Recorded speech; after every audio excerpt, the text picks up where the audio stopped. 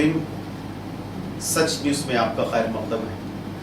ناظرین، جیسا آپ جانتے ہیں کہ سچ نیوز کا کام ہے سچائی کی تلاش کرنا اور سچ بات عوام کے درمیان پیش کرنا۔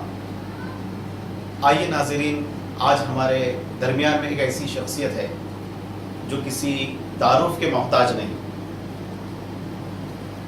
یہ ایک ایسی شخصیت ہے جو ہمیشہ سے ہی بالخصوص وقف کے جتنے بھی مسائل ہوتے ہیں اور اللہ کی جائیداد جو ہے وہ وقف بورڈ کی جائیداد ہوتی ہے، تو اس کی حفاظت کے لیے ہر جگہ ہر وقت موجود رہنے والی شخصیت عثمان بن الحاجری، یہ ایک ایسی شخصیت ہے جو وقف پروٹیکشن سیل کے نام سے 2006 سے ہی عوام کے درمیان میں ہے۔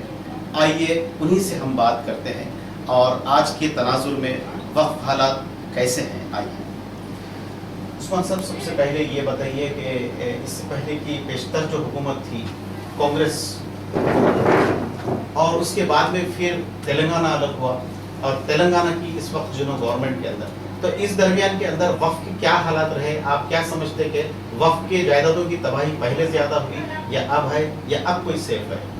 بسم اللہ الرحمن الرحیم۔ السلام علیکم ورحمۃ اللہ وبرکاتہ۔ میں سب سے پہلے مبارکباد دینا چاہتا ہوں سچ نیوز کو کہ آپ کی ٹیم جو الحمدللہ جو ایک سچائی کے مشن کو آگے بڑھانے کے لیے میدان عمل میں ہے، اللہ تعالیٰ اس کو قبول فرمائے اور آپ کے چینل کو اللہ تعالیٰ ترقی دے اور اللہ تعالیٰ آپ کو استقامت دے۔ رہا مسئلہ وقت کا، کوئی حکومت مسلمانوں کے تعلق سے کبھی بھی سنجیدہ نہیں رہی، صرف چولے بدلے ہیں۔ کانگریس گورنمنٹ میں جو تباہی ہوئی اظہر من الشمس سے، مسلسل تقریباً 55-60 سال کانگریس کی گورنمنٹ رہی اور اس دوران مسلم اوقاف کا جو نقصان ہوا، ساتھ ساتھ مسلمانوں کے ناعاقبت اندیشی کی وجہ سے جس طرح سے مسائل کو حل کروانے کے لیے جو نمائندگی ہونا چاہیے تھی اس میں بھی کوتاہی ہوئی۔ چونکہ سچ نیوز سے سچ بات کرنا ہے، اللہ تعالیٰ مجھے بھی سچ بولنے کی اللہ توفیق عطا فرمائے۔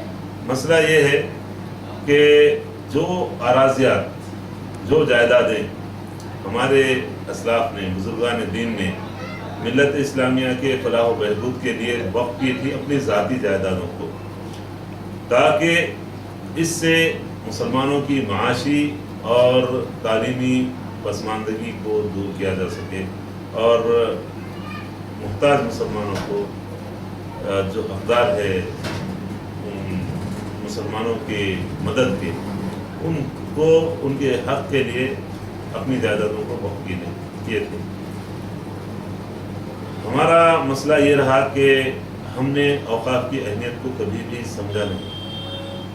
اگر مسلمان، چونکہ بار بار سب کے سامنے یہ بات آتی ہے کہ اگر کوئی سب سے زیادہ امیر ہے اس ملک میں تو مسلمان ہے، لیکن حقوق کو مسلمانوں کے جو وقف کی جائیدادیں ہیں ان کے صحیح استعمال نہ ہونے کی وجہ سے مسلمان آج ہر سطح پر مسلمان پسماندگی کا شکار ہے۔ معاشی پسماندگی کی بدحالی ہم سب کے سامنے ہے۔ آج مسلمان دلتوں سے بھی نیچے گر چکا ہے۔ تعلیمی میدان میں بھی مسلمانوں کا گراف کس طرح سے ہے اور گورنمنٹ کے ملازمتوں میں بھی مسلمانوں کا حال کس طرح سے ہے، سب لوگ جانتے ہیں۔ کوئی حکومت مسلمانوں کی ان مسائل کو حل کرنے کے لیے کبھی بھی سنجیدگی کا مظاہرہ نہیں کی۔ صرف جب بھی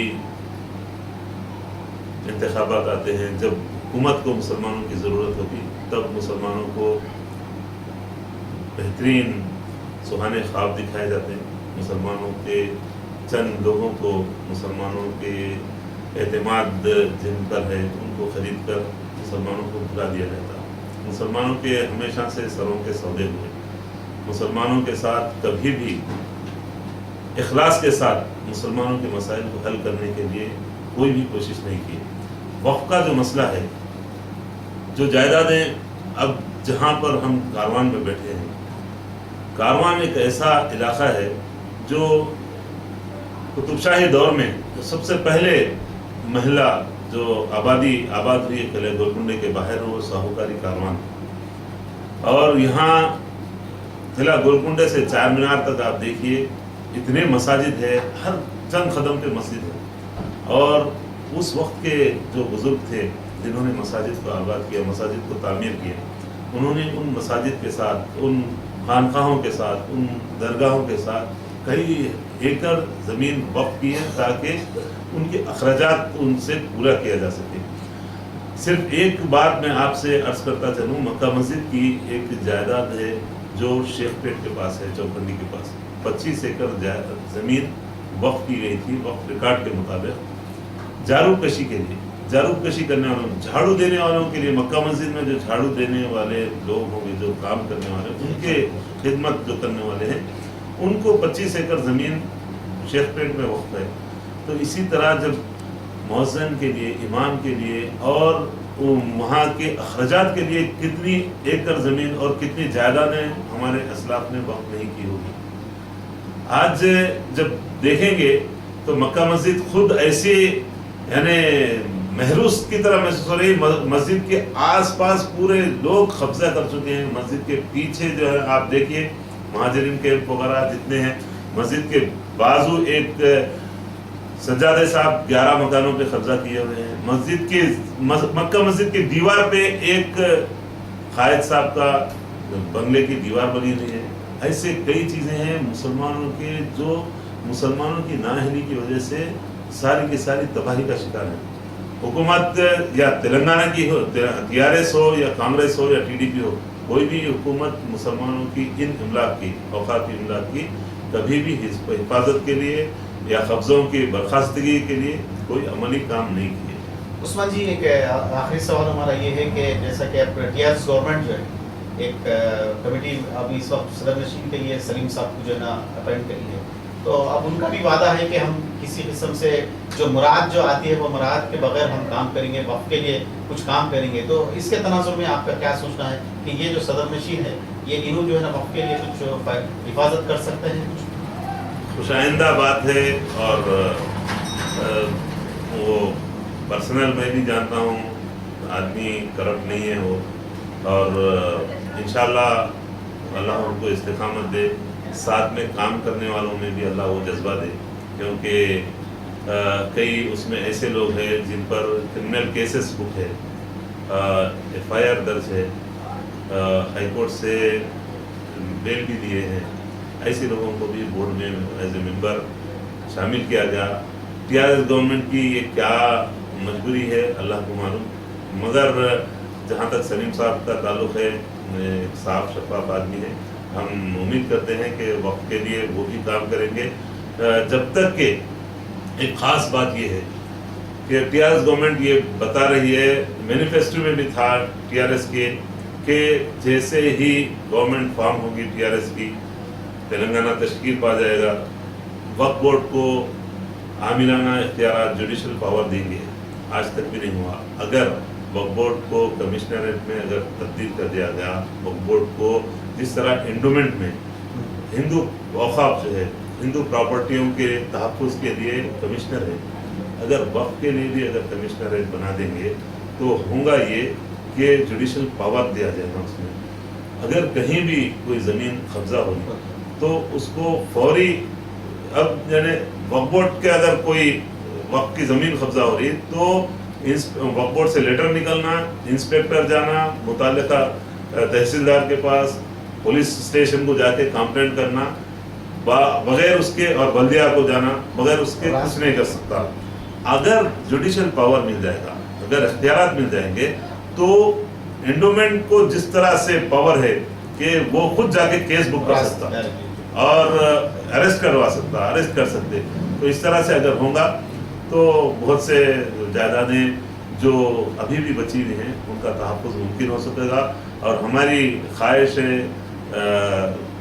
गवर्नमेंट से हमारा मुतालबा है कि फौरी से फौरी वक्फ बोर्ड को जुडिशल पावर दिया जाए, ताकि मुसलमानों के आपसे हमको कुछ भी नहीं चाहिए। 12% जो 12% आप देने के जो मुसलसिल वादे कर रहे हैं तहफ़्फ़ुज़ात के, किसी तहफ़्फ़ुज़ात की मुसलमानों को ज़रूरत नहीं है। सिर्फ वक्फ को मुसलमानों के फलाह बहबूद के लिए इख्तियारात दे दें वक्फ बोर्ड को। इंशाअल्लाह ताला मुसलमान पहले भी खैरात देते आया, आज भी अल्हम्दुलिल्लाह इस काबिल है, जो जायदादें हैं मुसलमानों की डेवलप करके मुसलमान अल्हम्दुलिल्लाह फिर दोबारा अपने कदमों पर ठहर के जिस तरह हमेशा से दूसरों की मदद करते आए, आज भी इंशाअल्लाह ताला इस पे कादिर हो जाएंगे। अल्लाह ताला से दुआ है कि अल्लाह ताला आपके चैनल को रोज़ बरोज़ तरक्की और तरक्की की बुलंदियों पर पहुंचाए, और आप लोगों के अल्लाह ताला इस्तिकामत दे आप लोगों को। आपके चैनल की तमाम टीम को मुबारकबाद पेश करता हूँ, और वक्फ प्रोटेक्शन की तमाम टीम की जानिब से जब भी हमारी ज़रूरत हो आप भी हम आपके लिए ताउन के लिए तैयार रहेंगे। आप भी मीडिया के ज़रिए से वक्फ के तहफ़्फ़ुज़ के लिए आप भी काम कीजिए। जज़ाकुमुल्लाह खैरन। अस्सलाम वालेकुम। नाज़रीन, जैसा कि अभी आप देखें, वक्फ प्रोडक्शन सेल की मर्दाहन शख्सियत उस्मान बिन अल हाजरी। आइए नाज़रीन, कल इसी वक्त इसी टाइम कल एक और शख्सियत से आपसे मुलाकात करेंगे। जब तक आप देखते रहिए सच न्यूज़।